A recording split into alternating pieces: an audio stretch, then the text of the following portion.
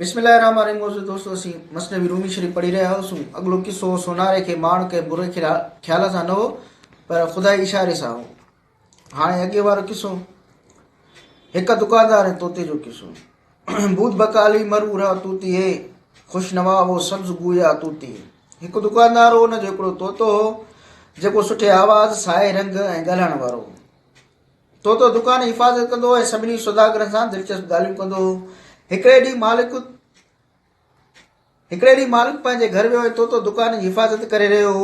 ओचितो हिकिड़ी ॿिली कुए जे पुठियां दुकान में टपो ॾिनो ऐं तोतो ख़ौफ़ विचां भॻो त तेल जूं शीशूं हारजी पियूं। दुकान जो मालिक घर वापसि आयो ऐं बेफ़िक्र थी दुकान ते वेही रहियो। ओचितो ॾिठई त दुकान तेल सां भरियो पियो आहे ऐं कपिड़ा सणभा थिया पिया आहिनि। पोइ अची तोते खे वरिताई। मार सां न रुॻो तोतो गंजो थी वियो पर हुन ॻाल्हाइण बि छॾे ॾिनो। दुकानदार खे ॾाढो अफ़सोस थियो त तोतो मार जे करे ॻाल्हाइण छॾे ॾिनो आहे। हू फ़क़ीरनि खे तोहफ़ा ॾियणु लॻो त माना ख़ैरात जी बरकत सां तोतो ॻाल्हाए। अजीब ऐं अनोखियूं शयूं तोते खे ॾेखारणु लॻो त उन्हनि शयुनि खे ॾिसी मन तोतो ॻाल्हाए। जॾहिं तोतो उन्हनि ते बि न ॻाल्हाईंदो हो त दुकानदार खे ताजुब थींदो हो। इतफ़ाक़नि हिकिड़ो कंबल पोश फ़क़ीर उतां अची लंघी ॻाल्हायो ऐं चवणु लॻो, ए गंजा, तूं गंजनि में छो शामिलु आहीं? शायदि तूं बि शीशे मां तेल हारियो आहे। तोते जे क़यास सां माण्हू खिली पिया त हिन कंबल पोश फ़क़ीर खे पाण जहिड़ो सम्झो। भलारनि जे कम खे पाण ते क़यास न कर। जेतोणीकि शीर यानी खीर ऐं शेर यानी शींहं लिखण में बराबरि हिकु जहिड़ो आहे पर वॾो फ़र्क़ु आहे।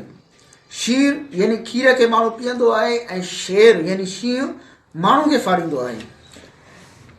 उन फ़र्क़ु करण जे करे गुमराही थी आहे जो आम माण्हू अंबियानि ऐं ओलियानि सां बराबरी करे चवणु लॻा त हू बि इंसान ऐं असीं बि इंसान आहियूं ऐं हू बि खाइनि ऐं सुम्हनि था ऐं असीं बि खाऊं सुम्हूं था। बेवकूफ़नि उहो न सम्झी सघियो त ॿिन्ही में वॾो फ़र्क़ु आहे। माखीअ जी मख ऐं ॾेबू हिकिड़े गुल मां रस चूसीनि था पर हिकिड़े में ॾंगु ऐं ॿिए में माखी आहे। ॿिन्हिनि क़िस्म जी हरड़नि साॻियो ई गाहु खाधो ऐं पाणी पीतो पर हिकिड़े मां छेणो ठहियो ऐं ॿिए मां ख़ालिस मुश्क ठहियो। सर या नड़ ऐं कमंद साॻे पाणीअ खे पीअनि था पर हिकिड़ो खोखलो ऐं ॿियो मिठो आहे। अहिड़ा सभई मिसाल तुंहिंजे अॻियां आहिनि। मतिलबु त बुज़ुर्गनि खे पाण ते क़यास न करणु घुरिजे। घणनि शयुनि जा कम हिकु जहिड़ा आहिनि पर नतीजा जुदा। हुन जे खाइण सां बुख़ुल ऐं हस्द पैदा थिए थो। हुन जे खाइण सां ख़ुदा जो नूर हासिलु थिए थो। मिठो ऐं खारो पाणी ॿई साफ़ हूंदा आहिनि। साहिब ज़ौक़ चखी ॿिन्हिनि में फ़र्क़ु करे सघे थो। जंहिं शख़्स कॾहिं माखी न चखी हुजे उहो मेण ऐं माखीअ में कहिड़ो फ़र्क़ु करे सघे थो? अहिड़ो माण्हू जादूअ खे मौजिज़े ते क़यास करे मकुर ऐं फ़रेब सम्झंदो आहे। जादूगरनि जी लठ ऐं हज़रत मूसा अलैहिस्सलाम जी लठ में वॾो फ़र्क़ु आहे। जादूगरनि जी लठ पुठियां लानत ऐं हज़रत मूसा अलैहिस्सलाम जे असा यानी लठ पुठियां अलाह जी रहमत आहे। काफ़र बांदर वांगुरु आहिनि। बांदर इंसान जी मुसलसिल हरकतुनि खे ॾिसी उनजो नकुल कंदो आहे। असुल ऐं नकुल जे फ़र्क़ खे उहो कोन सम्झंदो आहे। मुनाफ़िक़ शख़्स मोमिन जी निमाज़, रोज़े, हज ऐं ज़कात में शरीक हूंदो आहे पर उनजो मक़सदु इबादत न आहे बल्कि फ़साद आहे। मोमिन खे मोमिन चओ त उहो ख़ुशि थींदो आहे। मुनाफ़िक़ खे मुनाफ़िक़ चओ त उहो चिड़ंदो आहे। लफ़्ज़ मोमिन में मोमिन जी ज़ात जी शराफ़त सां शराफ़त आई। मुनाफ़िक़ जी बुरियुनि हरकतुनि जे करे उहो लफ़्ज़ मदफ़ून चयो। मोमिन जे लफ़्ज़ में जेतिरे क़दुरु हरफ़ आहिनि उन्हनि में का ज़ाती शराफ़त न आहे। ॿियनि नालनि वांगुरु मुसम्मा नाले रखियल जी सुञाणप लाइ आहे। हीअ बि आहे त हाणे उन में शराफ़त मोमिन जी वसफ़ुनि जे करे आई आहे जेका उन जी माना आहे। मुनाफ़िक़ जे अल्फ़ाज़ में जेका नागवारी आहे उहा बि माना जे करे आहे। मुनाफ़िक़ जी माना में उहे वसफ़ूं मलहूज़ आहिनि जेकी उनखे दोज़ख में वठी वेंदियूं। जहिड़ीअ तरह कंहिं पाणीअ जो कड़ो हुजणु थांव जे करे कोन हूंदो आहे, अहिड़ीअ तरह लफ़्ज़ माना जो बर्तन ऐं थांव आहे। सभिनी सिफ़तुनि ऐं मानाउनि जो सच चश्मो अलाह ताला जी ज़ात आहे जंहिं वटि उमुल किताब यानी लोहे महफ़ूज़ आहे। ज़ाते बारी ताला मुतज़ाद सिफ़तुनि जी हामिल आहे ऐं हर सिफ़त जो मज़हर ॿी सिफ़त जे मज़हर खां मुमताज़ ऐं जुदा आहे। सिफ़त रहमत ऐं सिफ़त कहर जो सरचश्मो हिकु ज़ात आहे ऐं सालिक जो मक़सदु ऐं मुंतहा ज़ात वहदहू ला शरीक आहे। सचो ऐं कूड़ो सोन कसोटीअ ते परखण सां मालूम थींदो आहे। नेकी ऐं बदी बि कसोटीअ ते परखण सां मालूम थींदी आहे। मोमिन जी दिलि में उहा कसोटी हूंदी आहे। मुफ़्तीअ खां दरियाफ़्त करण जी ज़रूरत न आहे, दिलि खां फ़तवा वठो।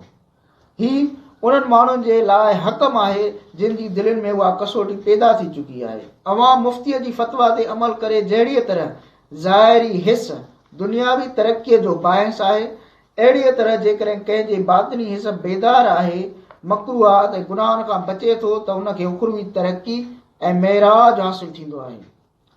जॾहिं रियाज़तुनि जे ज़रिए इंसान बदन खे ॻारे थो तॾहिं उनजी बातिनी हिस बेदार थींदी आहे, जंहिंखे शेख कामिल ई मालूम करे सघंदो आहे।